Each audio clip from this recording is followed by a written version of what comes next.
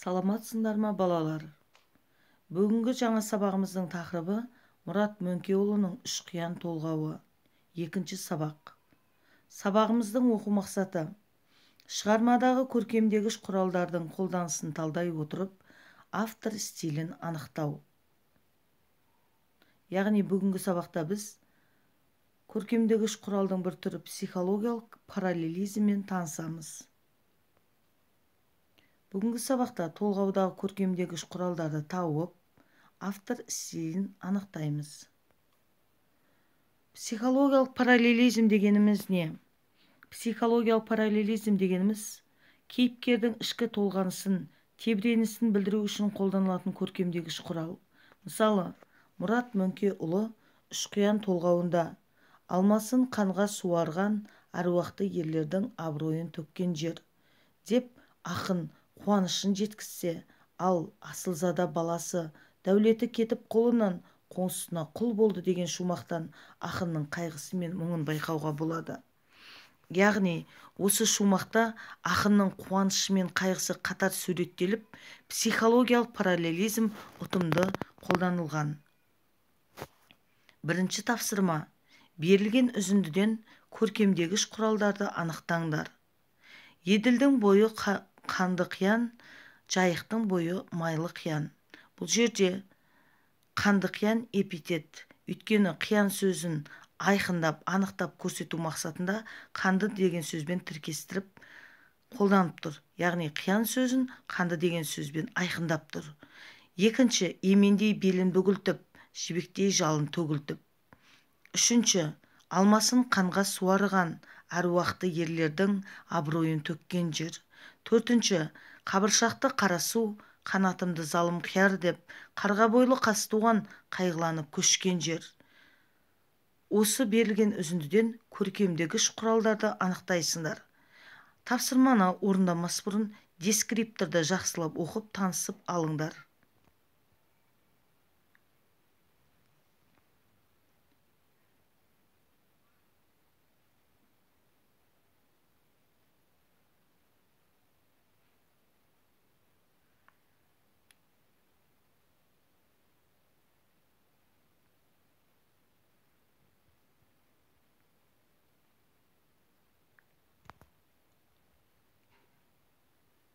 Олай болса,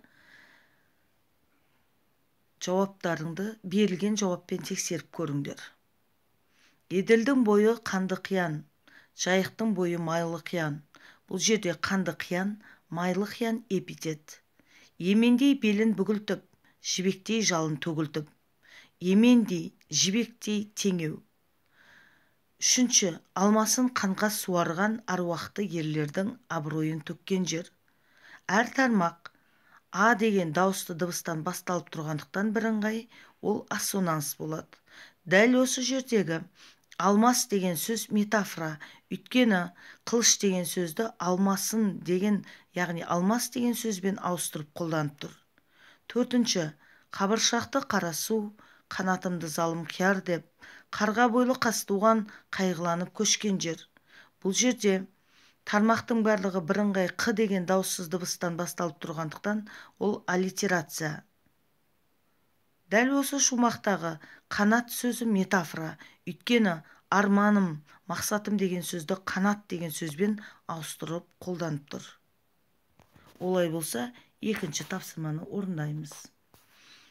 Екінші тапсырма: толғаудан психологиялық параллелизмді табыңдар. Яғни толғауды оқып, толғаудың ішіндегі ақынның ішкі тебіренісін, қайғысы мен қуанышын көрсетіп тұратын екі ішкі сезімін қатар суреттеп тұрған психологиялық параллелизмді анықтайсыңдар.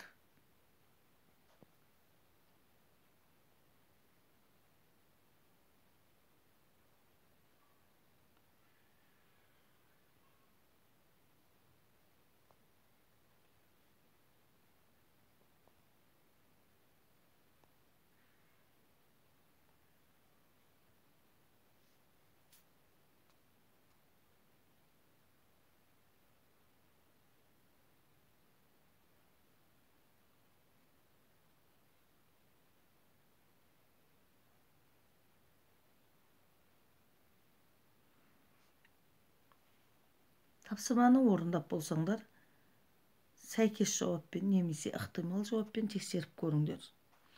Мыңнан жылқы айдаған, жүзден нарды байлаған, салтанат түзеп мырзалар тамашаға батқан жер.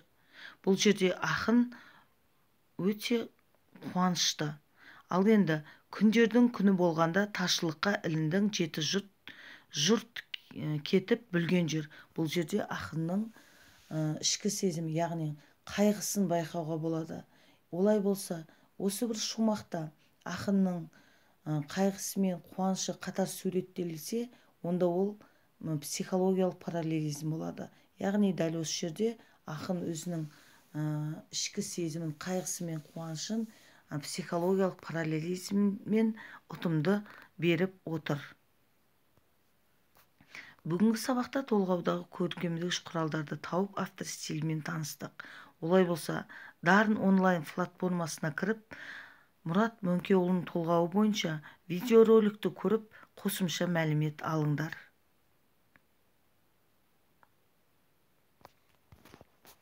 Бүгінгі сабақта не білдім? Толғаудан көркемдегіш құралдарды анықтадым. Автор стилін анықтай отырып, психологиялық параллелизммен таныстым. Үйге тапсырма. Дарын онлайн платформасына кіріп, тест тапсырмасын орындаңдар. Мына жерде сендерге үлгі берілген. Олай болса, сабағымыз осымен аяқталды. Қош, сау болыңдар.